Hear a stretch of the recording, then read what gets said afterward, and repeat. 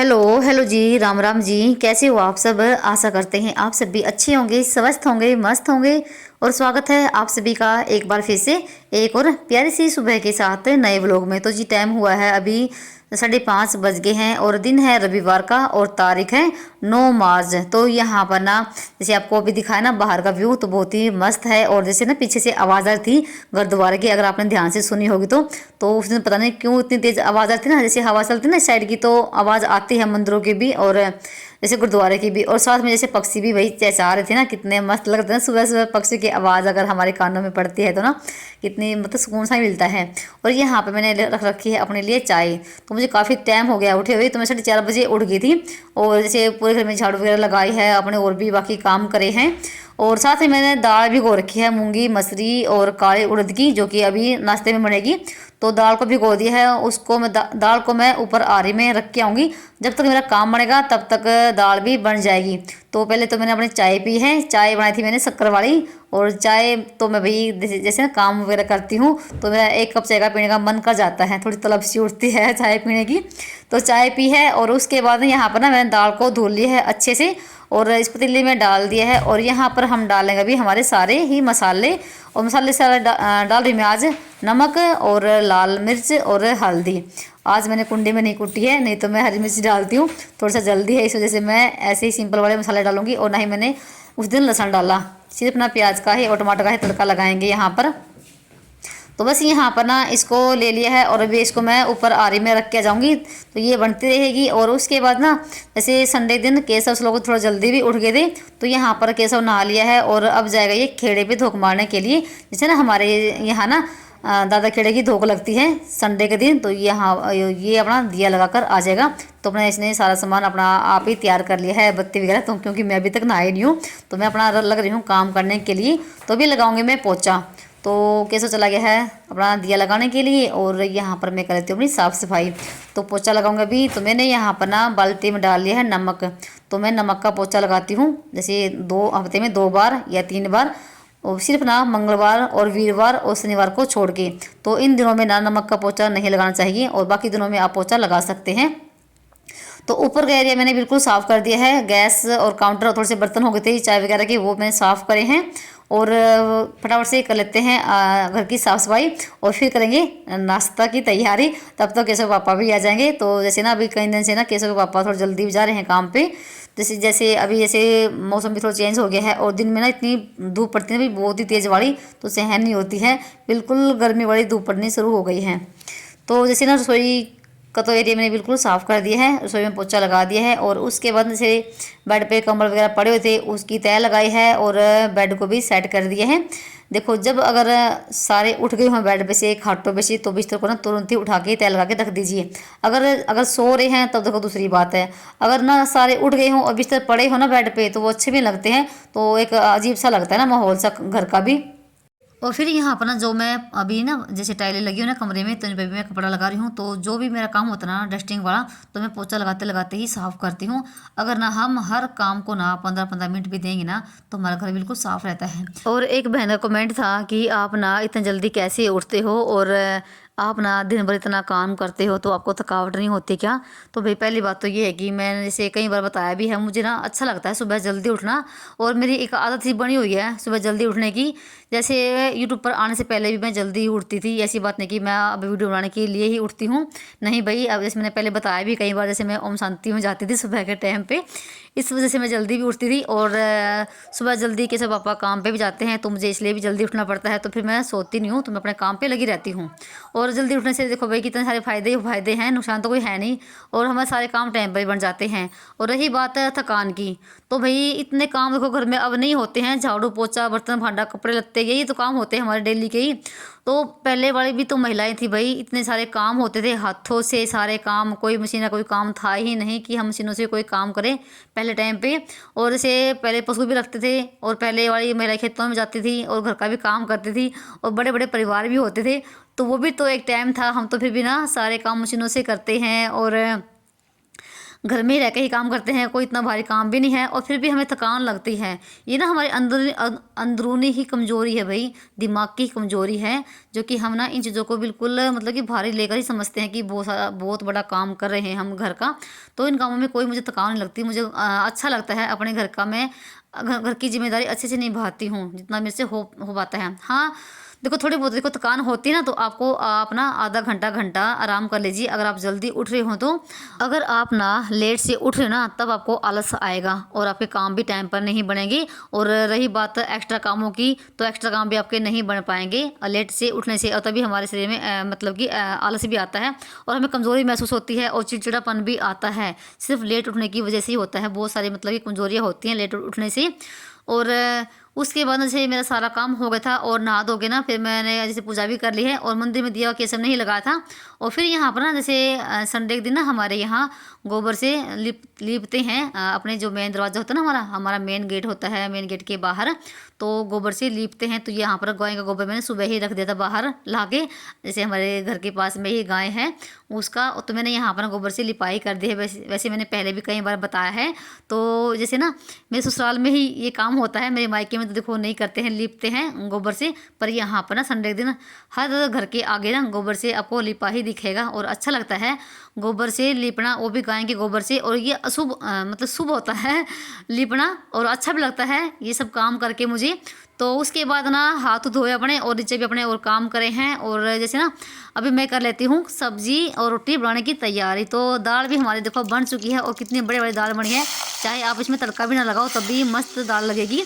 तो मैंने यहाँ पर चूल्हे में आग छिलका ली है और चढ़ा दी है कढ़ाई। तो जीरा भी हमारा भून चुका था और फिर मैंने डाल दिए हैं प्याज, और प्याज भी भूनने के बाद ना टमाटर डाल देंगे। तो टमाटर और प्याज का तड़का लगाएंगे दाल में।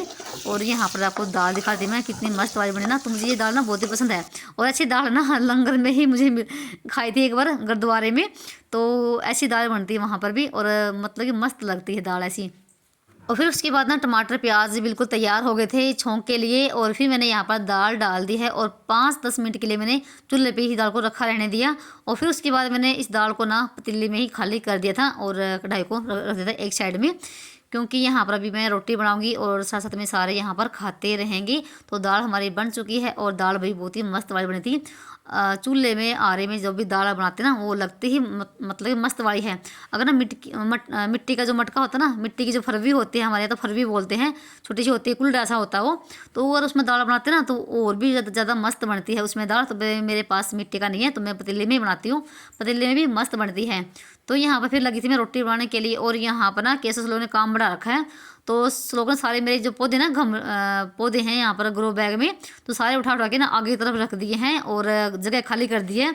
और जो ड्राम था ना पानी का वो भी उसको भी धोने लग रहा है, क्या मम्मी मुझे होली के लिए ना ड्राम भरना है अभी से ही, तो वो लगा हुआ है। तो मैं उन्हीं से ही बात करी थी अभी। तो यहाँ पर ना देखो भाई चूल्हे की गर्मा गर्म फूली फूली रोटी गरम गरम खाने का मज़ा ही कुछ और होता है। और पहले रोटी निकाल दी मैंने गाय की। तो यहाँ पर सारा सामान रख लिया है केसर ला के अपने बर्तन वगैरह खाने के लिए, और लस्सी है साथ में। और इधर लगा रही मैं केसर के लिए प्लेट। तो यहाँ पर जैसे मैंने दही भी जमा रखी है, तो दही तो मैं अब डेली वेज ही जमाती हूँ। गर्मियाँ जैसे शुरू हो गई ना तो बच्चे दोपहर के टाइम खा भी लेते हैं, नहीं तो मैं कभी कभार जैसे रायता भी बना लेती हूँ। रायता हमारे घर में ऐसे हर रोज़ ही बन जाता है एक आधे दिन छोड़ के। तो इधर मैंने केसर के लिए लगा दी है प्लेट, तो वो अपने लिए दही लेकर आया है और साथ में दही में मतलब कि मीठा डाल रखा है, तो ये मीठी दही खाना पसंद करते हैं। और इधर लस्सी डाल दी है। तो ये हो गया हमारा आज का देसी खाना। और इसने फिर बाद में ना एक प्याज भी कट कर लिया था। और यहाँ पर केसो खरा अपना खाना और उस लोग चला गया है नहाने के लिए, तो उसने ड्राम रूम धो दिया है। और देखा ना अभी पीछे से कितना गिल्ला हो रखा ना, तो उसने छत भी धोई आगे से, बहुत ज़्यादा बुरा हाल कर रखा था उसने।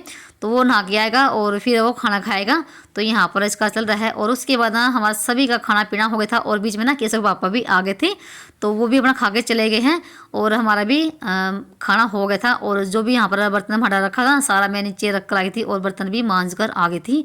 तो उसके बाद जो यहाँ पर मैट वगैरह रखी हुई थी उनको भी झाड़ झूड़ के सबको रख दिया एक साइड में। और यह उसके बाद ना एक दिन पहले मैंने गेहूँ धोई थी और ये भी लगभग सूखी गई है, क्योंकि धूप ना बहुत ही तेज़ वाली पड़ रही है। तो ये जैसे रात के समय ना मैं इसको इकट्ठा करके ढक के रख देती हूँ ताकि ओस में ना भीगे। और इसको मैंने यहाँ पर फैला दिया है और शाम तक ना यहाँ पर धूप रहेगी और शाम के टाइम में इसका पिछला बना दूंगी और थोड़ी सी सूख जाएगी। तो इधर ये काम हो गया है और चलिए अपना और दूसरा काम कर लेते हैं। तो यहाँ पर ना जैसे होली भी नज़दीक आ गई है, तो 13 की 14 की होली फाग है। और यहाँ पर जो हमने बनाया था ना गोबर के ढाल बड़कुल्ले, हमारे यहाँ तो ढाल बोलते हैं, बड़कुल्ले तो भाई पता नहीं किसकी भाषा है ये, तो हमारे यहाँ ढाल ही बोलते हैं, ढाल। और ये गोबर के सूख भी गए हैं और ये फूट भी गए हैं, क्योंकि ना अभी जैसे 3-4 दिन पहले ना बहुत ही तेज़ वाली आंधी चली है 2-3 दिन, और ये ना भाई उड़ उड़ के फूट भी गए हैं। और कुछ ना श्लोक ने भी फोड़ दिए हैं। जो मैं चांद बनाए थे ना आधे चांद, वो भी एक श्लोक ने फोड़ दिया है, एक साबुत है। तो ये बिल्कुल सूख चुके हैं। तो मैं इनको ना जैसे रस्सी में डाल के इनको टांग के रख दूंगी, और जब होली पे जाएंगे ना, होली पे जाएंगे धोख मारने के लिए, तब ये इनको लेके जाएंगे। और एक रखूँगी मैं, जैसे हमारे यहाँ बस रोड पे धोख लगती है, तो उस दिन भी सुबह सुबह लेके जाते हैं इनको भी। तो एक बस रोड के लिए और 2 फाग होली के लिए।